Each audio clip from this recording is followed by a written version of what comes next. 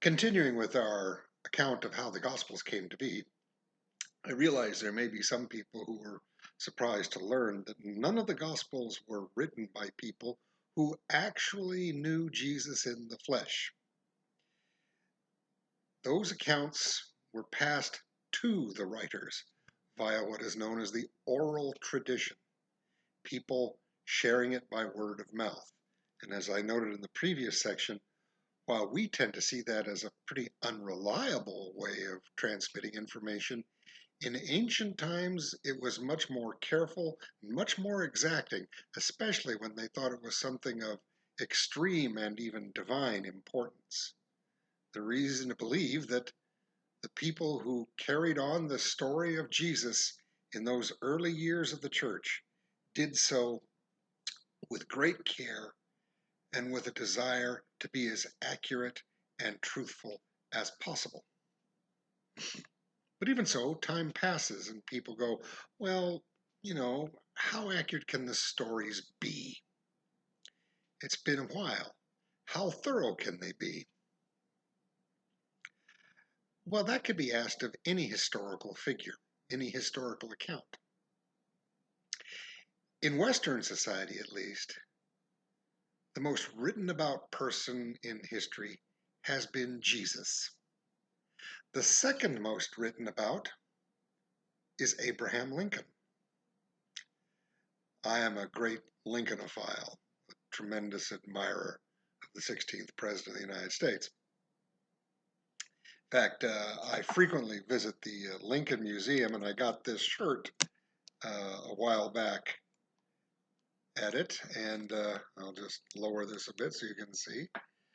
And that kind of says how I feel about Abraham Lincoln.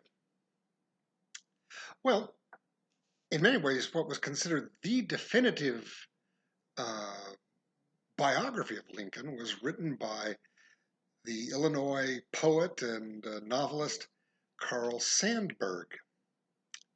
He wrote a huge 6-volume biography of Lincoln.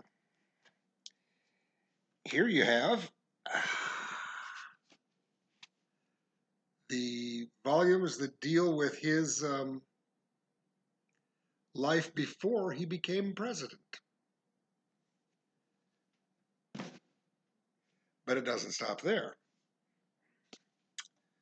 We have volumes for each of the 4 years that he was president of the United States. Let me see if I can wrestle these others up here. These are big suckers. Here's the other two.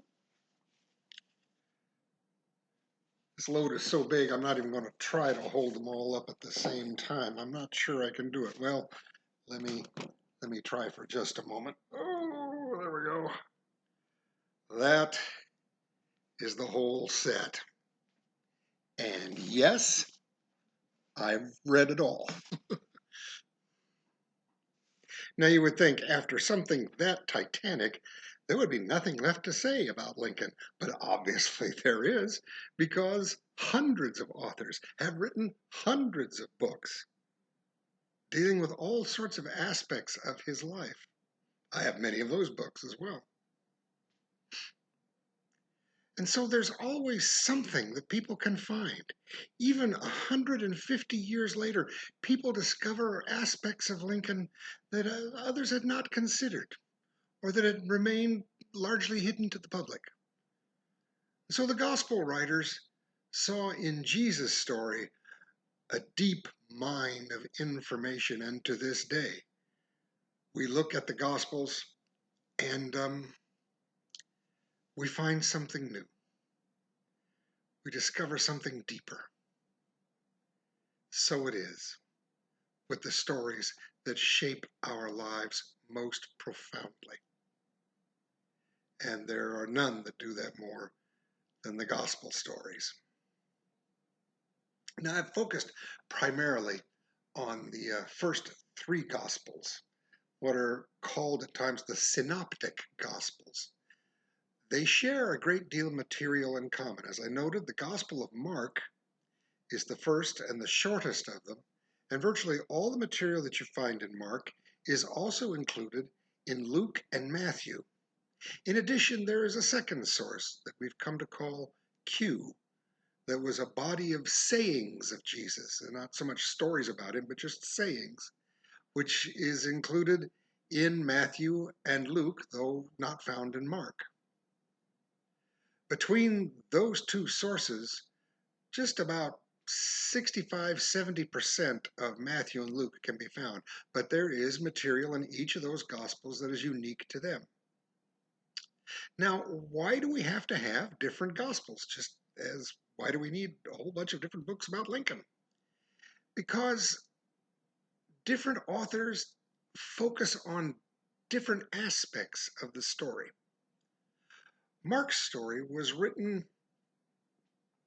primarily for a Gentile audience, non-Jewish audience that was being introduced to Jesus by the author. Matthew is a decidedly Jewish-oriented book. Time after time after time, Matthew will cite some event or some saying by Jesus and say, this happened, or this was done, or this was said, in order to fulfill what the prophets had written, the early Jewish sages and seers. He was particularly fond of quoting Isaiah. It was Matthew's intention to try to win over other Jews to the idea that Jesus was, in fact, the Messiah for whom they had waited for centuries. And so he wrote from a very Jewish perspective. Luke, on the other hand, we believe was a Gentile, possibly from an area around Syria. We think he may have been a physician. He traveled with Paul, and in addition to writing the gospel that bears his name, he wrote the book of the Acts of the Apostles, which was about the early history of the church and focused primarily on the ministry of the Apostle Paul. Luke seems to be particularly interested in the social implications of the gospel, that Jesus is more focused on social justice, caring for and about the poor and the dispossessed. It's not that the other gospels don't do this, it's just a matter of emphasis. The emphasis is a little different with each gospel. For instance, Matthew writes of Jesus' Sermon on the Mount, the part known as the Beatitudes. At one point, Jesus says, "Blessed are the poor in spirit." But in Luke's gospel, it simply says, "Blessed are the poor." Now, does that mean one of these versions was right and the other is wrong? No, it's quite possible, quite plausible, that Jesus said both things, both ways. The Sermon on the Mount was in all probability Jesus' stump speech, his kind of standard sermon that he would give going from town to town. This is common among preachers and politicians and public speakers of all kinds. You kind of get your basic program, your basic stance out there, and then you tweak it a bit depending on where you are and what's happening in that place. It's entirely probable that Jesus did exactly the same thing.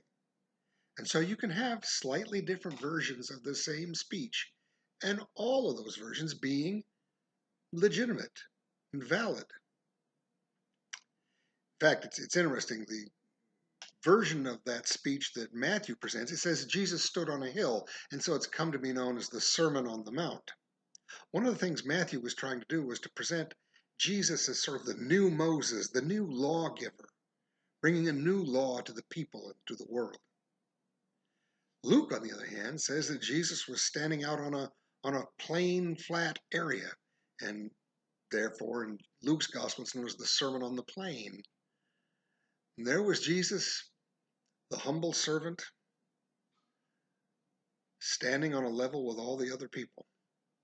Even little things like that are done to make a statement, and that's why the Gospels are so rich in symbol and substance, and why so many different people in so many different times from so many different cultures can mine these stories for new insights.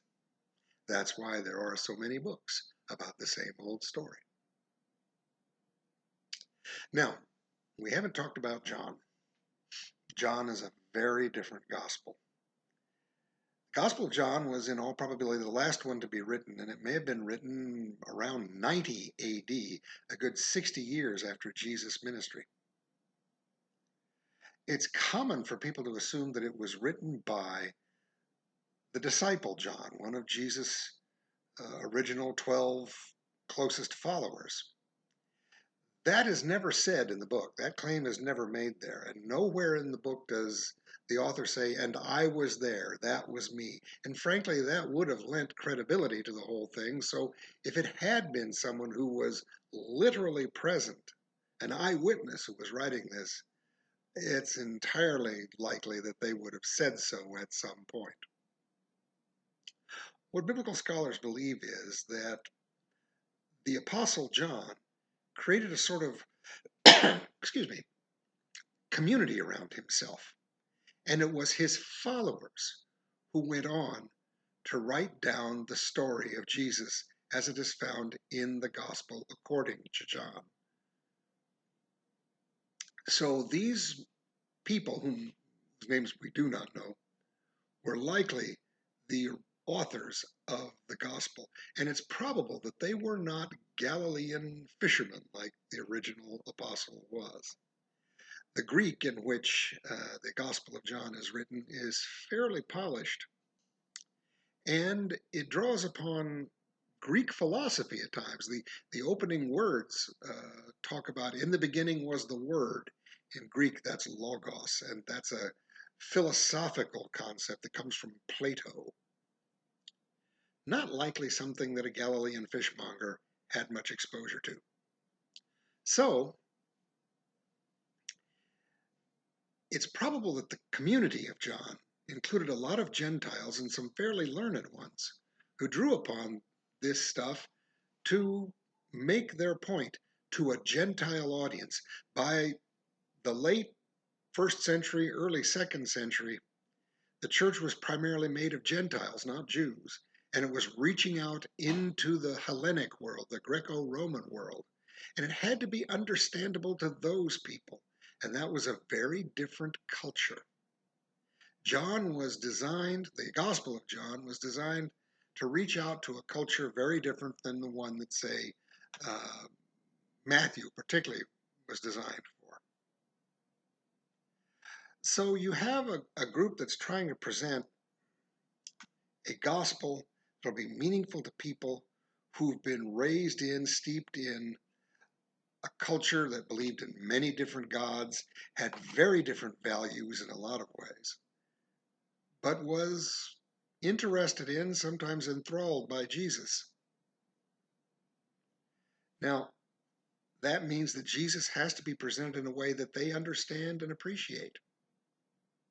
We're going to talk about some of the differences between the Synoptic Gospels and the Gospel of John, and how the Gospel of John sought to reach that different audience in a very different way.